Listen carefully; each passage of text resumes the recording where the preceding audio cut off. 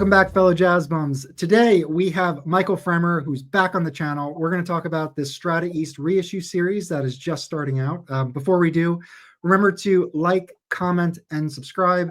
It helps the channel out. Also, we have the Jazz Bums Discord, so come and hang out with us there. We'll drop an invite link in the description below. And then we also live stream every Friday, 8 p.m. Eastern, so come and check us out there as well. With that, I'm going to kick it over to Felipe to get us started. Thanks, Mike. Well, Michael, welcome back to the channel. Pleasure to have you here, and a very special occasion, right? So one of the most important, iconic labels in free spiritual jazz, with records that are super important, very influential, but often very hard to find. And we have some good reissues these days. Most of the time, it's kind of sketchy to find good copies of them, or originals in good condition for an affordable price. So now we have almost like a tone poet series of Strata-EAST. That's essentially what it is. That is what it is.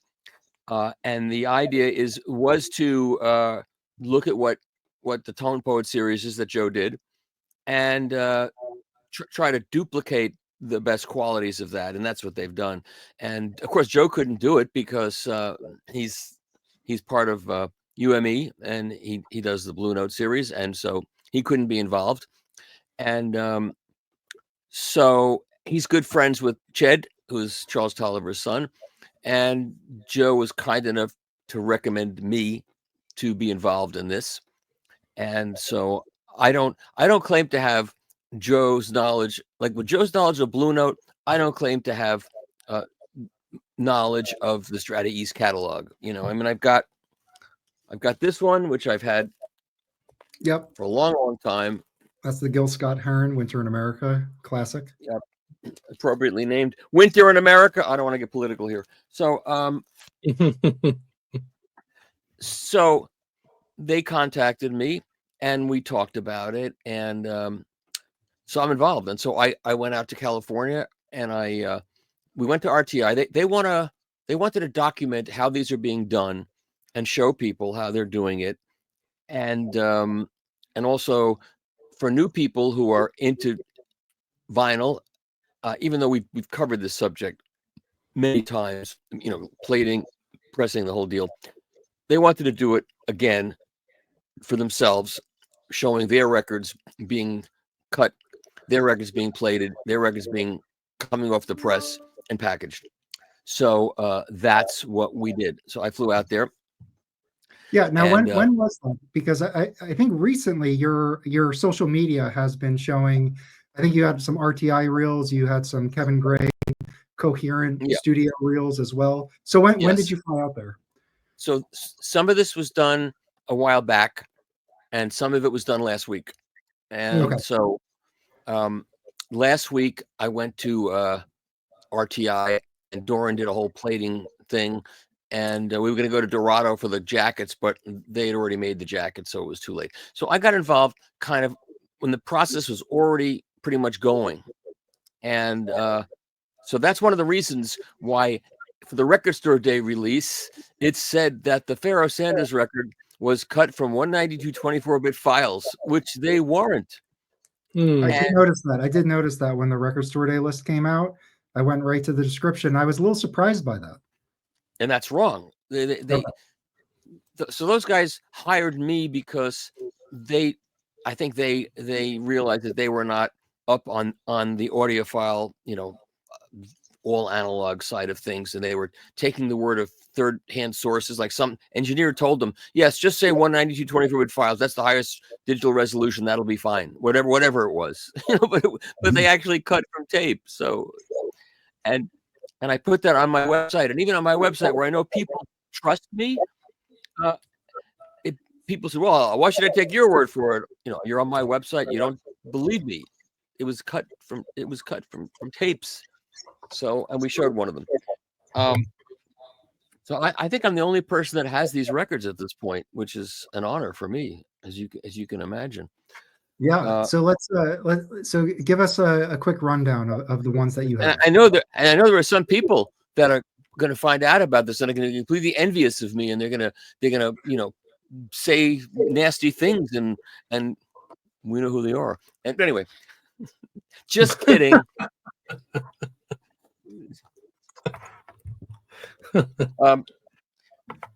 I think it's interesting that this is the Record Store Day release. This is the most challenging record of the bunch. Yeah. You know, I mean, it's Pharoah Sanders with Chief Bay, Sonny Fortune, Billy Hart, Howard Johnson on tuba, Cecil McBee, Sonny Chirac, Majid Shabazz on drums, Lonnie Liston Smith on piano, Leon Thomas doing his yodeling. This is a record that starts out spiritual and then gets cacophonous but beautiful. I mean, I like it. I know some people that don't like it, but I enjoy listening to this kind of thing. I saw Leon Thomas do his yodeling live at the Jazz Workshop once, so years ago. Yeah. But interesting that this was their first release for Record Store Day, because this is going to be the most challenging title of all of them. Mm-hmm. The packaging is absolutely beautiful. They have great photography. Yeah. Wonderful notes. And so let me find so these notes were written by Harmony Holiday, who was a poet, and she was on that thing that we just saw. Yeah, for people who don't know, there was a Zoom call that happened just before Michael got on here with Sid Schwartz, Harmony Holiday, and yourself. Yes, and Nate Chinnon. Yeah. Who he did a very good job of shepherding the whole thing.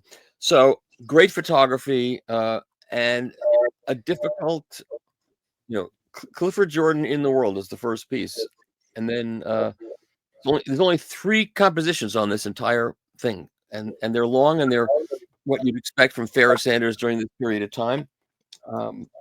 So that is a record. So the LP for that is Record Store Day only. You will not be able to pre-order that online or get that online. I don't know if it's a Record Store Day first, then they'll come out with them later. But right now, the safe bet is to get the Record Store Day copy. Yes, right. And as I said in the last Zoom call, it'll be interesting to see how well this record sells, because it is difficult. It's not the easiest music to listen to. It gets to be a cacophonous free for all, but it's beautiful. I mean, I enjoy it. You have to just let go of yourself and just go with it. Michael, do you know how many they're pressing of each of these for this first run? This record, they're only pressing 10 copies. It's going to go fast. No, I don't know how many. I don't know. I don't know how many they're pressing. That's a good question. I did not ask. Then there's this Charles Rouse album. He didn't call himself Charlie Rouse. And now I've played all of these records once or twice. I wasn't that familiar with them before, I will admit. This is, of course, not what I was expecting. I was expecting, the Thelonious Monk kind of call and response, the hard bop, but this is not a hard bop record at all. This is more of a fusiony, funky record. Yeah. You guys know this record from? Yes. Yeah. That's great. I love that record. It's like you said, fusiony. There's some avant-garde sounding parts to it as well. It's got really interesting instrumentation, like with the guitarist and electric bass and cello. Like to me, I think the guitar players kind of almost take over that record from Charlie. Yeah, it's really good. So, that's one of my favorite ones out of the bunch for sure. Yeah. So it says on the back here that the cello was an overdub and the bass was an overdub in a funky way, which is interesting. They weren't playing at the same time. Okay. Really good notes by Sid Schwartz, who was in that other video, and this is also of a time. It's a time when jazz was leaving behind hard bop and going to a more fusiony thing that kind of started with In a Silent Way and Bitches Brew, I think, to a great degree. Mm-hmm. And the sound on this is it's excellent. The sound is great on these. If you've only heard reissues that were done from digital files, which I understand were done, this sounds much, much better. But this is his first album as a producer and a leader of a group, because he was with Monk for 10 years. And it was a total surprise to listen to this. It wasn't at all what I was expecting. Yeah, And yeah, it definitely is different. Very cerebral. It's a good record. I think you're on the right line there, Chris. It's more of the funky, and I think that the guitar really predominates on that one. And no piano. No piano on it. That's No. that was important to him to. It's almost like a departure, right? A message.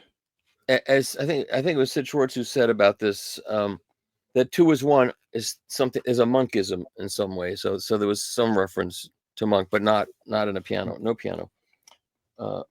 Now, I wasn't familiar with this record, but this is. Yes. This is the first time you play this record, you'll be hooked on it. It's Nate Chinnan did the write-up of this, and of course his analysis is very complex and deep and takes it apart, but you just have to play it. You don't need to get into that part of it until you're ready to, but because it is political and on some level and religious, but it's multiple parts. It's a solo piano record that is also spiritual, because a lot of these records are spiritual. And as he said, Jason Moran said this is one of the top 5 records, solo piano records that he knows of. And it's great that it's out and can be purchased by people now, not having to find originals that are expensive and trashed. And the sound on this it's in the room. You put this record on. Yeah. I was just going to say, before jumping on, I went to Discogs just to see how many people have this added to their Discogs collection. And all 4 of these titles, the original pressings, less than 600 people have them logged in. I mean, there are probably more people that have it, but just to give a sense of the rarity of the original pressing, they're not, the most pressed and sold records. They're obtainable, but if you want to get VG Plus or better copies, like this was probably $250 or more. Yeah. So these are hard records to get, and this Stanley Cowell one is one that I'm very interested in getting.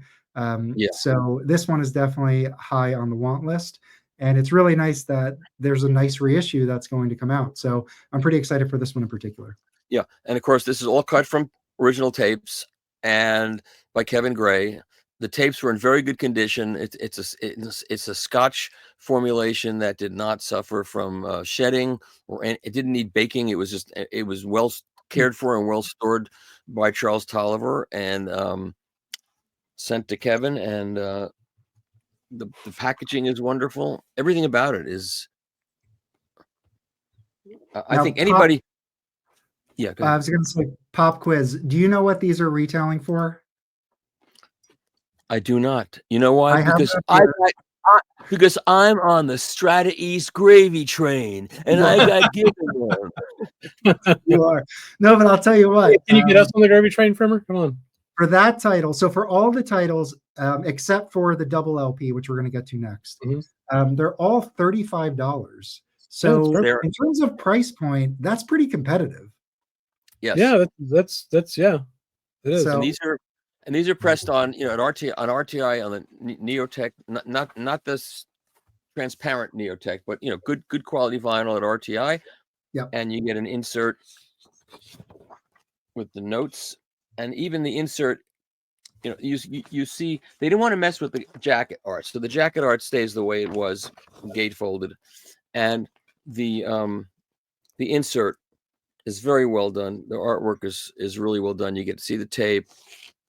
You get a picture of Stanley Cowell. Altogether, first class job, and of course modeled after the Tone Poet series. And they're not saying anything other than that. That was their motivation, and that was their template for doing this. Well, it's a winning formula, sure. Yeah, this is a. Let's say this is more of a mainstream record. I don't care what your taste in jazz is. It's acceptable or whatever. But I mean, it's neat too because he plays the piano on there. He plays electric piano. There's some kalimba mixed in, and I think they probably did some overdubbing because I've I don't know, maybe you play Yes. piano and kalimba at the same time, but that'd be kind of wild.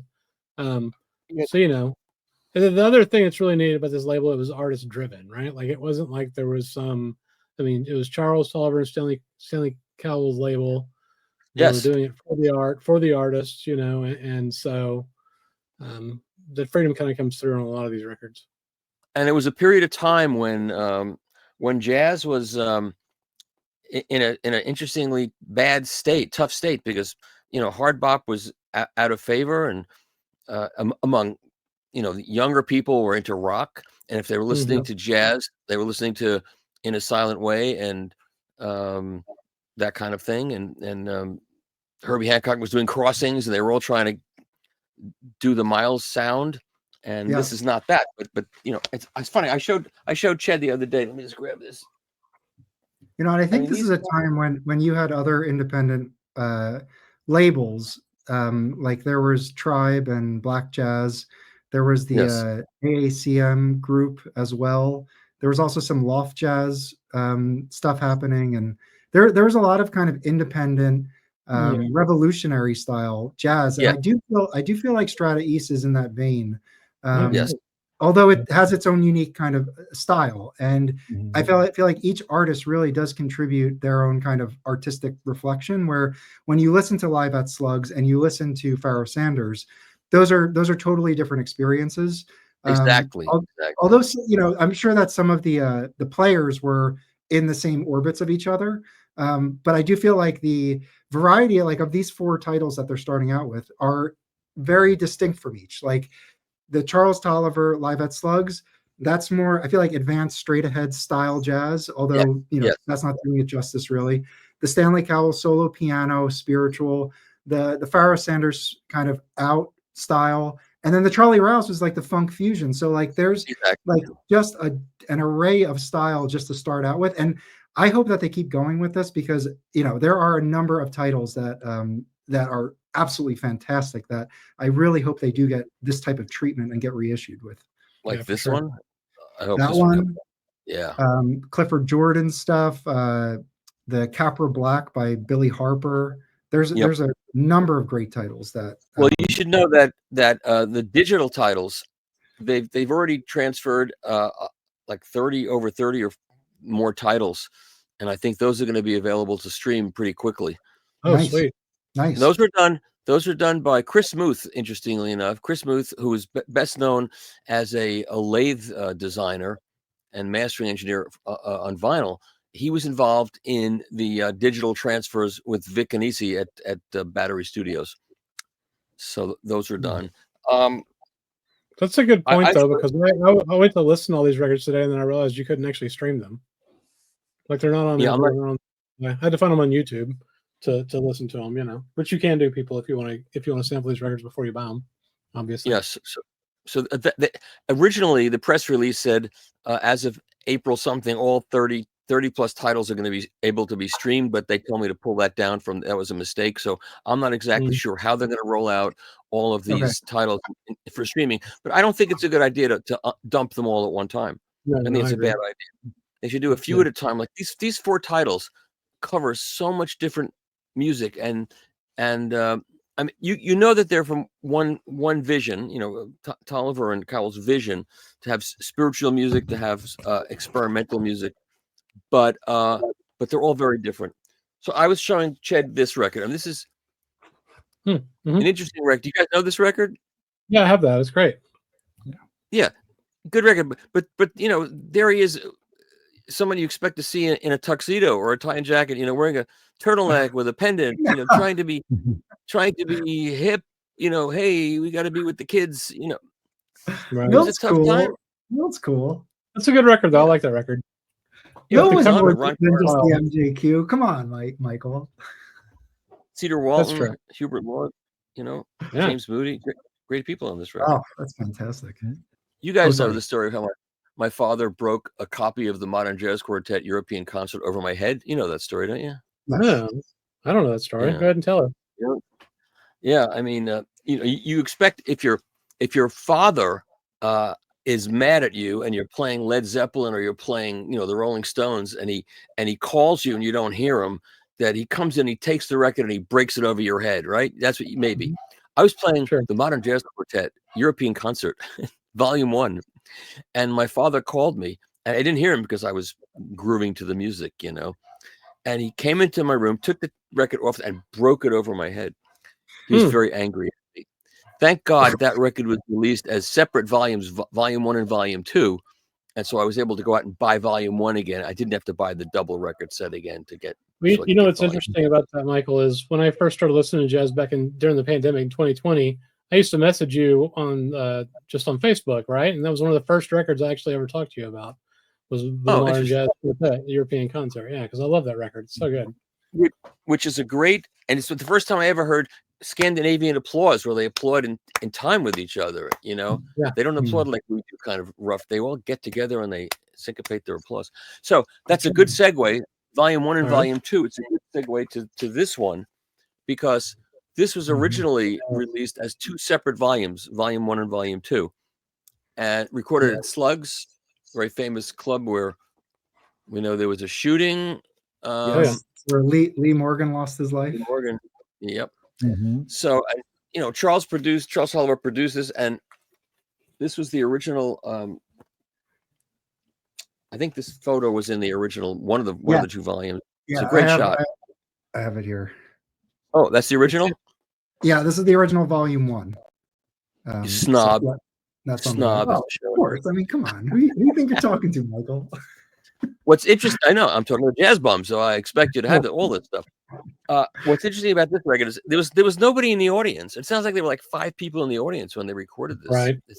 Right. 2 sounds much better than Volume 1. I don't know whether the engineer moved the microphones. It was both the same night. It was recorded on May 1st, 1970. But Volume 2 sounds better than Volume 1. They both sound okay, but Volume 2 sounds really good. And this is more straight ahead jazz, and you know, he covers a Felicity by McBee, and Tolliver's Drought, and Cowell's Oriental, and anyway, and the side D is a dedication to Coltrane, who had, died a couple of years earlier, and this is just straight ahead hard bopping jazz, and and Charles Tolliver was not trying to give in to the new thing that was happening. He just did his thing, and it's great. Have you guys heard that reel-to-reel record of Charles Tolliver at that club in Cincinnati? Did you see that one? Felipe, I think you got a copy of that. Yes, the reel-to-reel. Yes. Did you? I love that. That record is so great. intense. Yeah, it's so energetic. It's such a great session. It is, and the pianist was playing on an upright piano. Yeah. It's like, what's it called? It is one of the highlights. It's the one that came on a Record Store Day in November. That's right. Oh, okay. Pressed 500 copies of it. And I forgot who was the pianist there. That's an amazing record. The piano shines there. Yeah, it's great. Yeah. Anyway, so those are the 4 records. There's something for everyone, and I think it's just a wonderful thing that they got this going the right way, and it's a wide variety of music, and the sound is as good as it's going to be, and it's most of it's very good. I was going to ask you, Michael, so if you had a chance to compare to like an original, early pressing, or some recent reissue, I mean, sonically, I mean, you're going to go in detail in your column, but how? I don't have. What are you delivering? I don't have originals, but I know a few people who do have originals, and they told, and I asked them what the originals sound like, and they said whatever this is, it's gonna be better, because the kind of vinyl that was being pressed at that point in time, there was a lot of bad vinyl, a lot of recycled vinyl.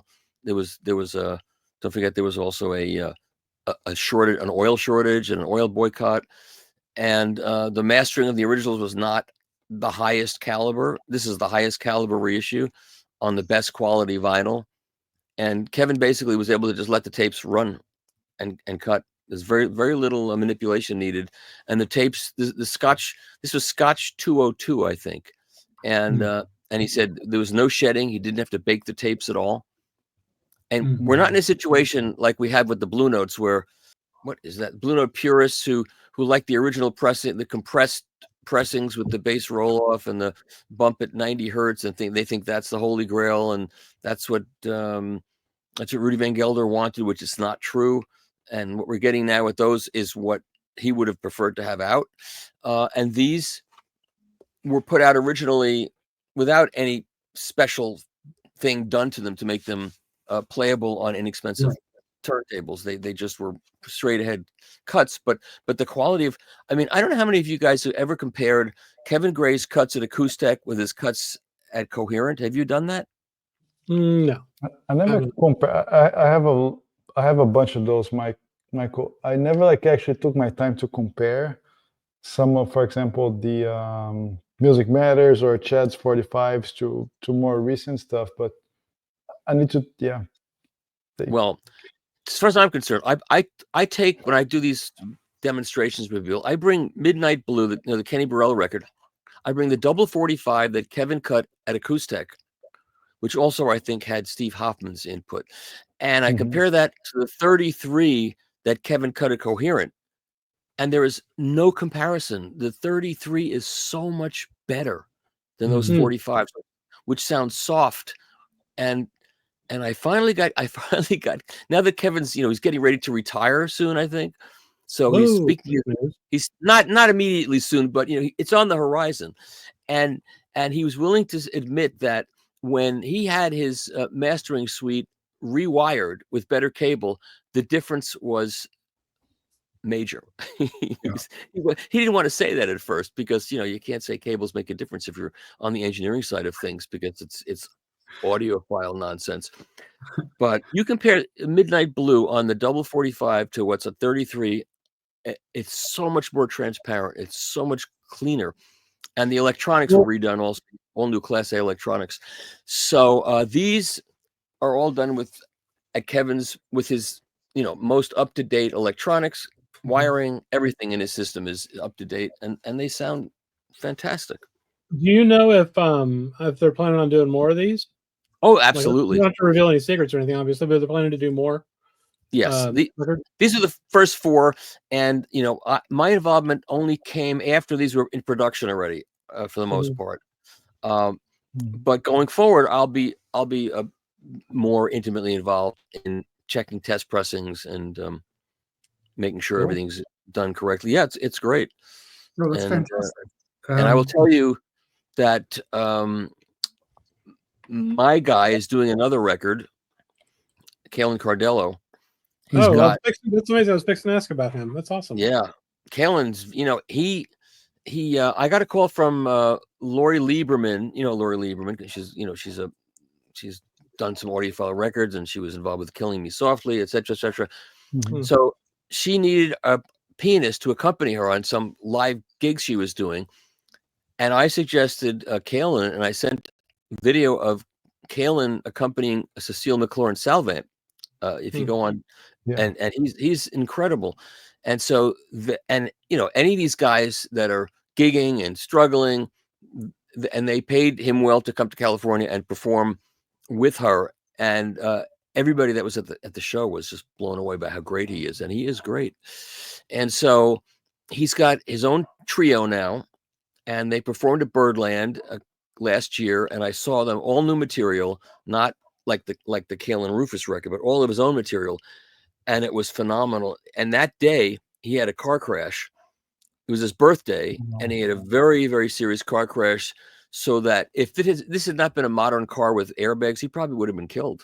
But as it was, he walked away unscathed, and he played the gig, and it was phenomenal. And some of those tunes are going to be on this new record. It was recorded. Most of it was recorded at a studio in New Jersey near me, not Van Gelder's, at a small studio with a good piano. And I've heard some of the roughs, and it sounds great. And he's re-recording some of it because he wasn't happy with some of it.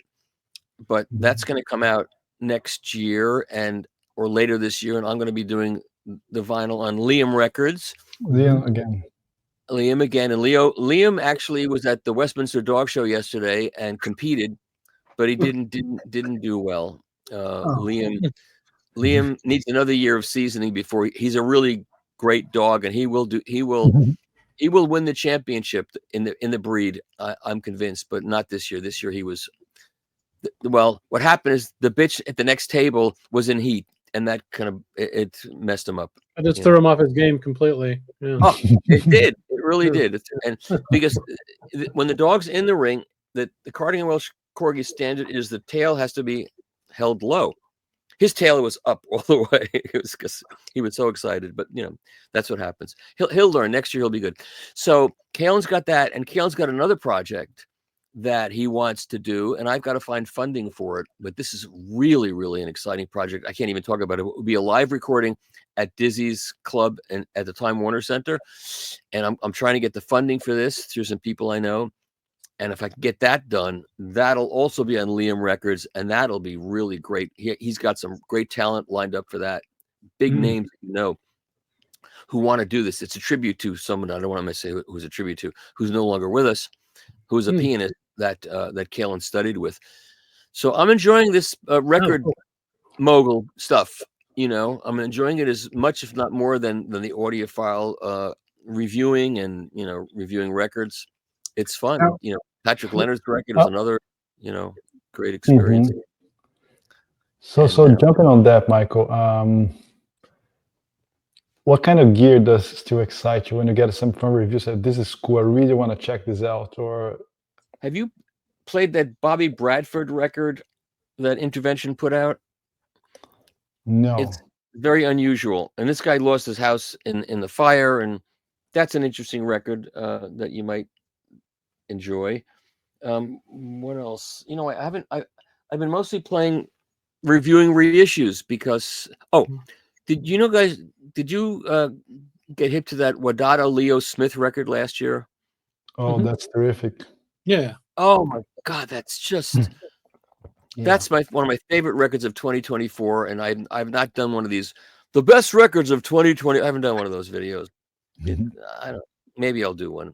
And it's not even. I don't know, man. That video you did about the 100 analog records in print or whatever was excellent. That was one of my favorite videos I've ever seen on YouTube. Absolutely. Yes, and of course somebody else did one of those, and and I said, "Oh, you just keyed off of mine." No, you're not the only person that can do 100. I'm not saying I'm the only one who can do it, but I did it first. And then there was Fremer. You mentioned some of those MoFis that are digital, didn't you? It was a different time. This is greatness. I went back to everything. I think there were 2 records amongst the 100 that were from the DSD files.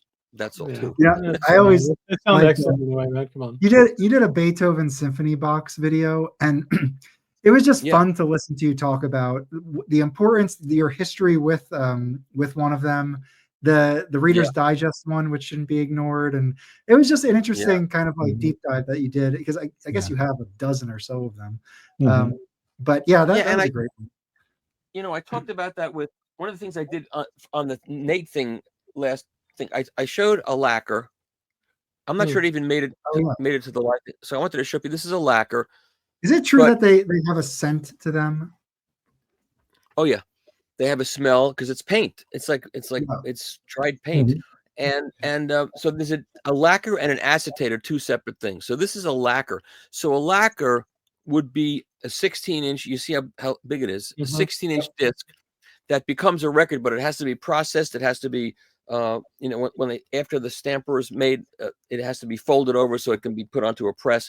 So this is how a lacquer gets cut on a 16-inch disc, and then there are acetate references, which are like this.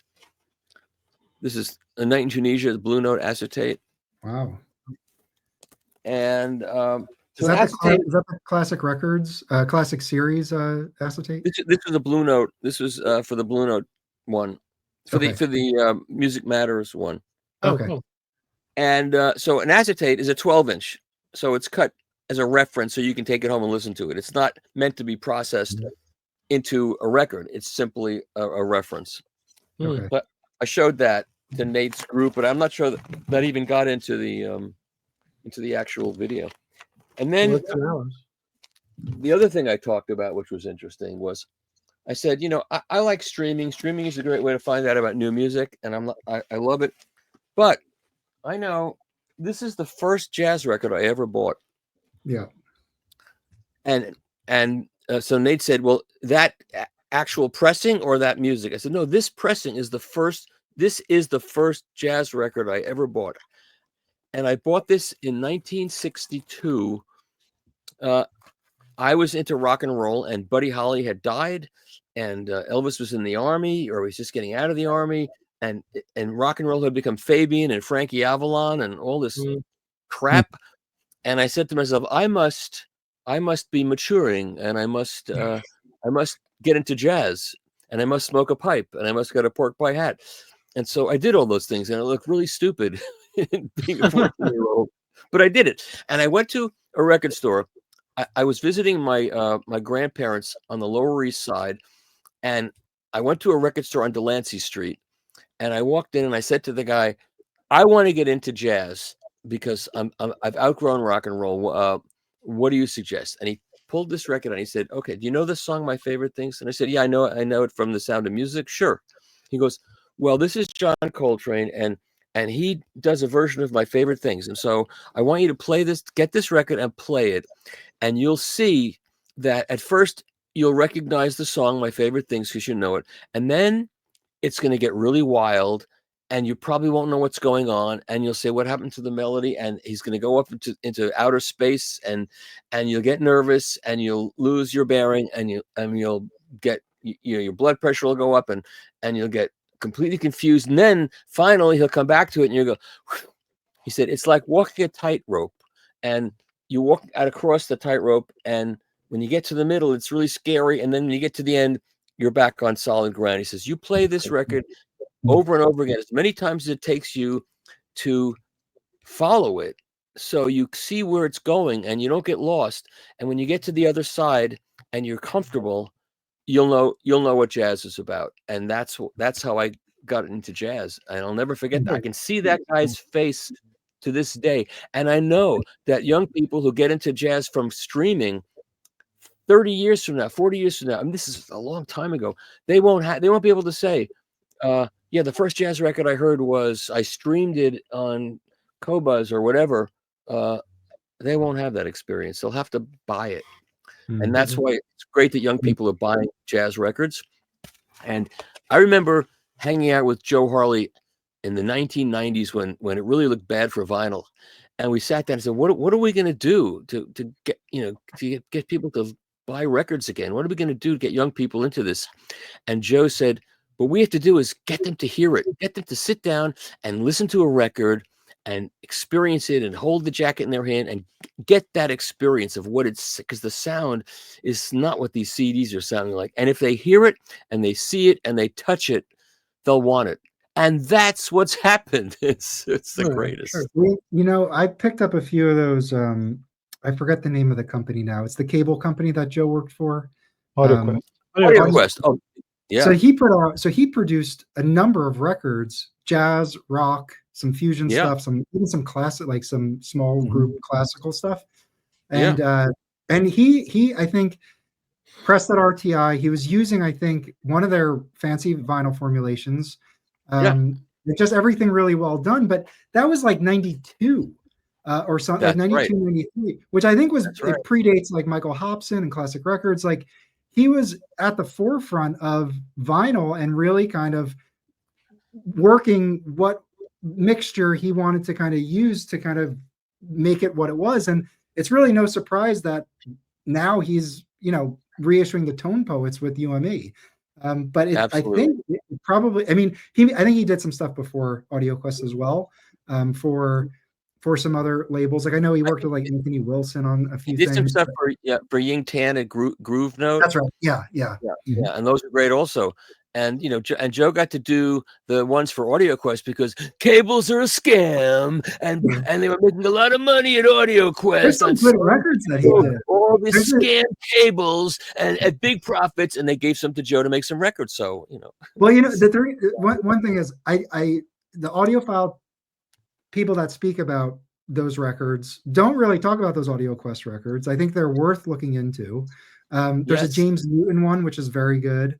If you want to check one out. But yeah, And then he was also experimenting with 45, not experimenting. I'm sure people used 45 before him, but the stuff that he did with Anthony Wilson, he would release the 33 and then a couple tracks he put on 45 as an additional, and it was just just cool stuff.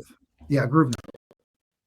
Yeah, and so it's so great that Joe was at the forefront of that and pioneering all that stuff, and his ship sailed in with the Blue Notes, and it wasn't easy to get you and me to allow him to do those tone poets. Believe me, they were against it. They didn't think it would be possible that people would pay $40 for a record. Not going to happen. And finally, all they did was look at what Music Matters Jazz was doing and figure out they were charging 125 for them, and that they could sell them for 40, and it would work. I mean, I think they figured it out, right? Yeah. Well, shout out to Don Was. I mean, he was. Yeah, exactly. It seems like he was a good partner for Joe. Oh, Don's great. Well, I went up and interviewed Don, and I brought one of the 75th anniversary records that he put out from a digital file, and I brought one of the Music Matters, and I played it for him in his office, and he was like, "Why do those sound so good and these sound so bad?" I said, "How much time do you have, and we'll talk about it." So yeah.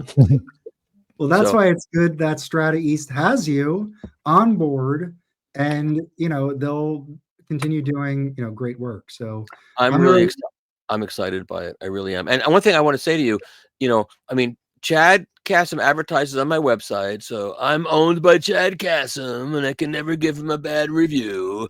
But so Chad put out a double 45 of Mighty Sam McLean and Doug McLeod record, two incredible recordings and wonderful music, and they don't sound right. They're not right.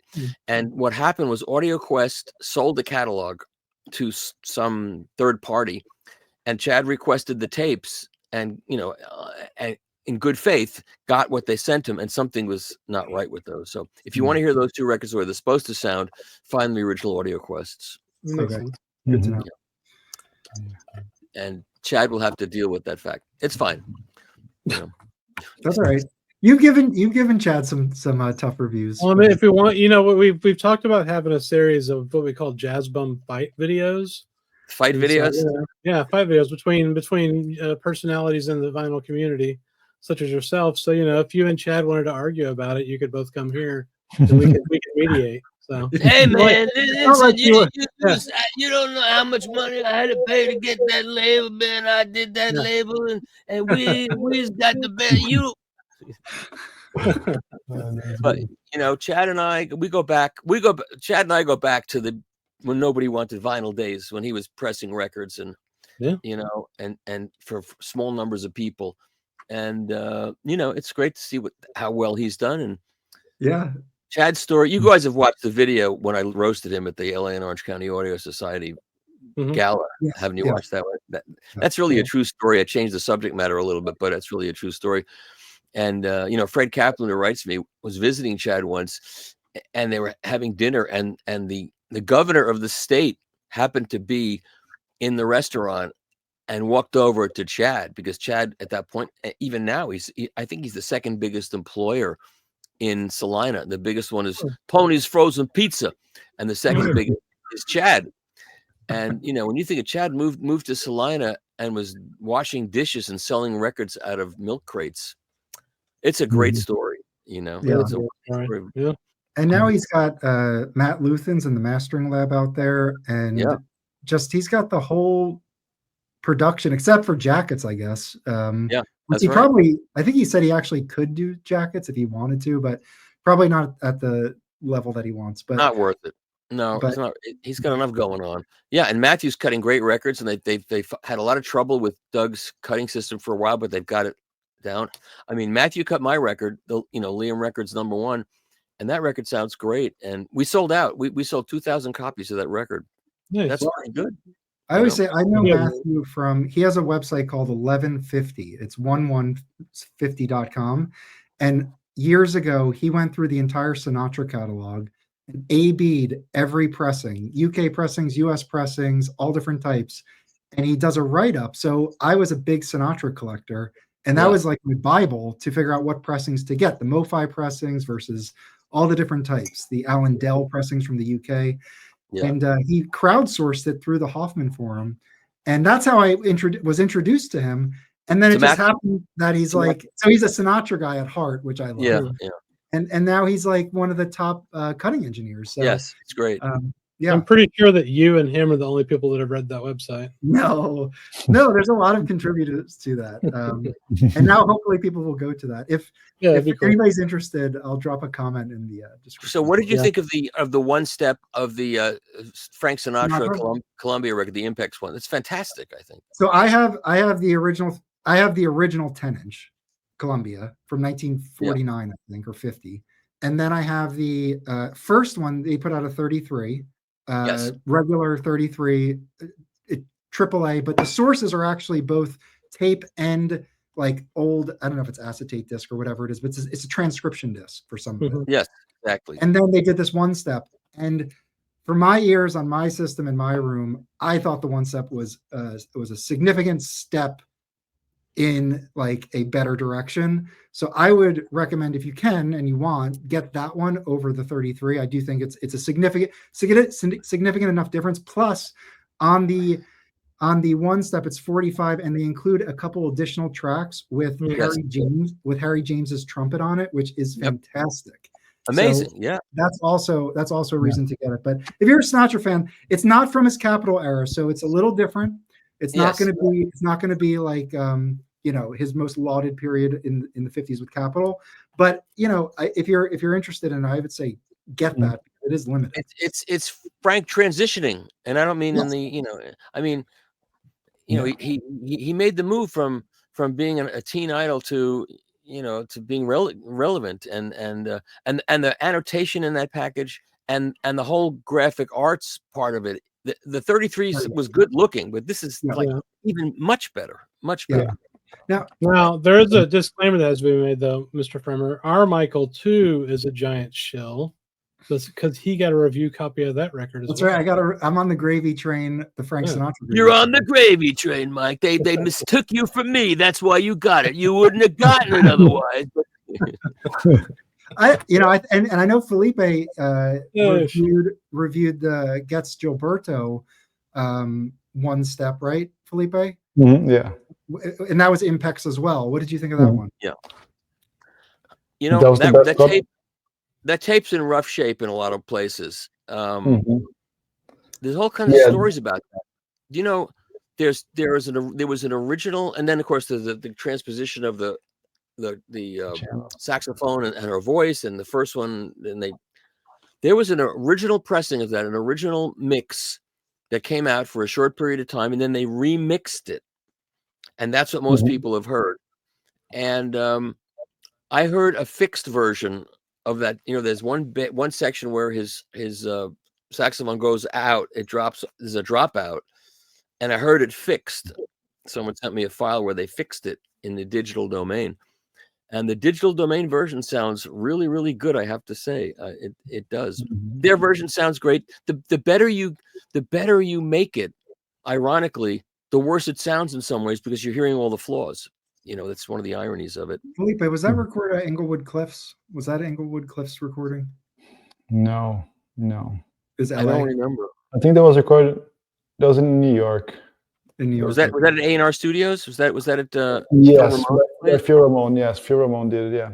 A&R. Yeah, which a great studio that was. I met the guy that owns that piano, that bought the piano from that. Do you know about Duke Ellington's piano? My friend Josh Rouse owned Duke Ellington's piano, and Josh Rouse is a composer and a songwriter, and has done he's Grammy nominated, and he's done some soundtracks, and he bought Duke Ellington's piano, and he had it in his place in New York. He owned a building off of Delancey Street that was a former silent movie house.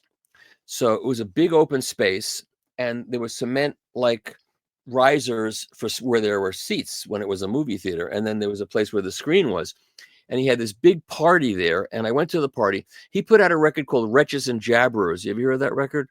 So this is it. So this is a record that he wrote all the songs, he produced it, he engineered it, he mixed it, and he arranged it, and this was done for a documentary about autism. So it's a really, it's a really great subject, and it's got the musicians include. Let's see, who's on here. You got Nora Jones is on here, Carly Simon, Ben Harper, Anthony. That guy Anthony in the whatever his group is. Vashti Bunyan is on here. Bob Weir is on here. Stephen Stills is on here. Judy Collins, Bonnie Bramlett. You got really Martin Carthy. You got great people to be on this, and the sound is incredible. And Macintosh did the they financed it, so it's a great 2-record set. It really should be reissued again because it sounds wonderful, but it's out of print. And yeah, that looks like it's pretty rare. Yeah, he was over here in October, and he signed this for me. He's a really, really great guy. Anyway, he had Duke Ellington's piano, and he moved to California and to Malibu. And you know what happened? And this is the previous fire. He lost everything. His place got wiped out. Wow. And Duke Ellington's piano got burnt, which is just so sad. The only thing left was the sounding board, because it was metal. And so he took the sounding board and he brought it back to Austria, where the piano company still exists. And they melted it down and they made a new sounding board and built him a new piano that has Duke Ellington's soul in the piano. So it's a great story. That's so fascinating.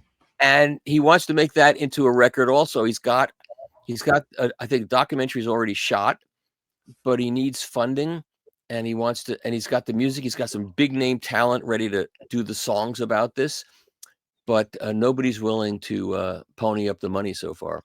So I did see that you put together a video when you went out to Coherent, Kevin Gray's studio. Yes. Did you any like takeaways from that? I know that you spoke about it in your video, but anything you want to bring up here? Well, I think it's interesting that he's not done a direct-to-disc record yet. It's a nice little space, and he's gotten some good sounding records out of there, I think, so far. And there's a few more coming. And I think it's like everybody else, they want to branch out and do new things.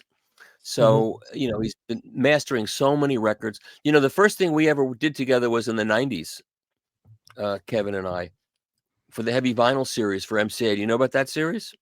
Oh, yeah.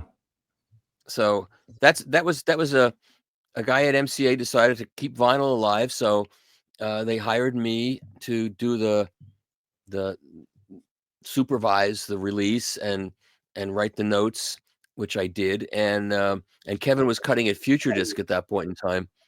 And the records came out, but there was no place to sell them. There was no place to sell them because the record stores by this time, by 1994 and 1995, record stores had stopped carrying vinyl, and there was no internet yet. There was no place to buy records online. So, they just didn't sell. Yeah. Crazy. Thank you, Michael, for coming and hanging out with us and showing us the new Strata-EAST reissues that are coming out. We will drop links to the website where you can pre-order those, so you can check it out there. And then also, please comment, let us know what you thought about this, like and subscribe and all that stuff. Yeah. Michael has the tracking. This guy, John Coltrane, he's really good. He's got a future if you don't know him. Hey, yes, thank you for the tip. But let me just finish by saying that this series, I can't review the irony is I cannot review these records because I'm being paid by Strata-EAST to help them, get this going and promote it and talk about it. So I can't review it. There are some people who tell me you could send us copies. You could send us copies to review, Michael. Yeah, we would definitely review all those records. Absolutely. Well, you should if you want to write a review. There are some people saying I shouldn't even publish reviews by any of my writers about these records. No, we don't write reviews. We'll just make a video about it, man. Oh, well, you'll get copies of this one way or another. Just tell them you're me and you'll get them. But I think it's okay for me to have one of my writers review these records. Don't you think it's okay? Is that a conflict of interest if it gets published on my website? If I say get these records or I'll get you promo copy, I'll get you on the gravy train, and whatever you think. If you don't like it, say you don't like it. Whatever. It should be okay, right? Well, I mean, I know your writers. I know Michael Johnson and I know Mark Ward, and I really feel like they would not bullshit anybody. So that's my opinion on it. I'm sure your other writers have a level of integrity at that level too, but you know, I don't know. I mean, that's my take. I think it's okay. This record, I'll tell you, this one, put this on. You're in the room with Stanley Cowell, and it's so well recorded, and it's the spirituality in some of these records. You know, the Slugs one is pretty hard hitting. That's not a spiritual record, but it's still excellent. But this one, and not this acetate. That's all another thing. Mm-hmm. This is a tough one. This one, all spiritual hell breaks loose on this record. After Leon Thomas does his thing, is yodeling at the beginning, and there's this introduction that's the typical kind of introduction. But I enjoy it. I can go far out with it. I enjoyed it a lot, and it sounds good. Yeah, and I think that's part of Strata-East had this series called the Dolphy series. Yes. And they all, I think, share a similar cover design. So it's like those squares. Mm-hmm. And there are a few different of those, and they're all pretty out there. And they're fun to collect. So definitely worth checking out. Yeah. And one of the things I said in this previous in that Cheenan thing is, one of the great things about records is I went out and bought a bunch of records in the 60s when they came out. Like I read a review in Stereo Review by Gene Lees, I think it was Gene Lees, about Ornette Coleman, The Empty Foxhole. So I bought that record. So I have an original pressing of that.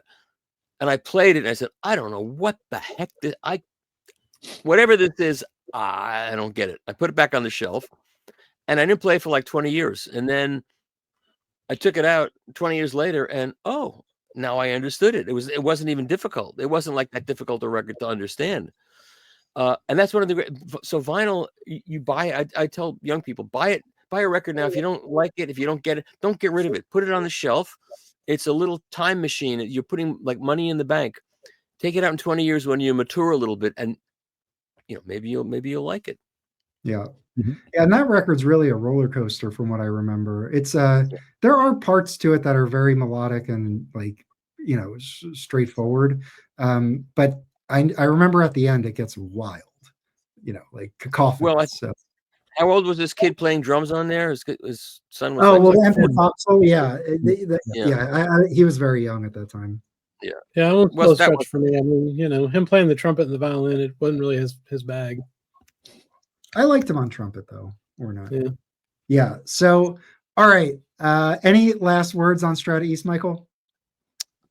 I think they're off to a very good start with these 4 titles because it covers a lot of different kinds of music. I think the time is right. Like I said, I hope they release this one. Winter in America. Mm-hmm. It's I don't want to get political, but it's apropos for now. Yeah. And I think that the spirit of what that label represented when it came out is it's the right spirit for now. They're doing this at the right time. I'm not sure whether this was planned for I don't know what reason, but it's coming about just at the right time in a lot of different ways, as far as I'm concerned. Yeah, and we need some spirituality in our real spirituality. I don't mean the fake kind of spirituality where you just give people money and they tell you that everything's going to be fine for them because they have your money. I mean, real spirituality. Yeah, that's great. Well, I hope they also continue with this. I mentioned like some of the Clifford Jordan titles, Glass Bead Games, I think would be one that people would be interested in.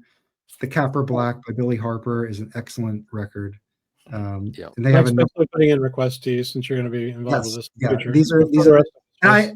these are the obvious picks for everyone. I feel like these are the picks they know that they need to get out if they can. I think Chet and Charles together have a good idea of how they want to roll this out, and it was their idea. So Mac Avenue, it's a licensing deal through Mac Avenue, but it's Charles and Ched basically are running their own ship, which is appropriate because it was their ship Charles's ship to begin with. And I think they picked 4 really great titles, and I think the Record Store Day title is really going to be interesting to see because it's the roughest one to listen to, and yet I think the people that got into Pharoah Sanders through Floating Points, through that wonderful record, however else they got into him, or the Luaka Bop record, which is another interesting record, they'll buy this record, and I'm interested to see how that goes for that one. The others are very easy to listen to and enjoy, and the sound is great. They got everything going for it to be successful. Yeah, and very different from the Blue Note stuff. Very different from the Tone Poet series. All the Blue Note stuff, sonically and musically, and that's good too. Agreed. Yeah. Oh, yeah, that's great. So that's it. I'm gonna sneeze one more time and go have dinner. All right. All right. Well, thank you again for stopping by. We really appreciate it. So yeah, you guys are great. You guys are really good. I love what you do, and I love the vibe that you put out. And you're not pompous, and you're not full of yourself, and you're not, much lower key. Really good. I enjoy it. I mean, yeah, we just love this stuff. So it's just fun to find people to talk about it with. So thank you for swinging by. You're welcome on the channel whenever you'd like. Thank you. And yeah, for everyone watching, please drop a comment. Let us know what you thought about the Strata-East titles that are announced. Which titles do you want to see in the future? And any other things that we spoke about, please let us know what you thought. It was really fun to have this conversation. So we'll see you guys all next time. Thank you. Thank you so much. Thank you, Michael.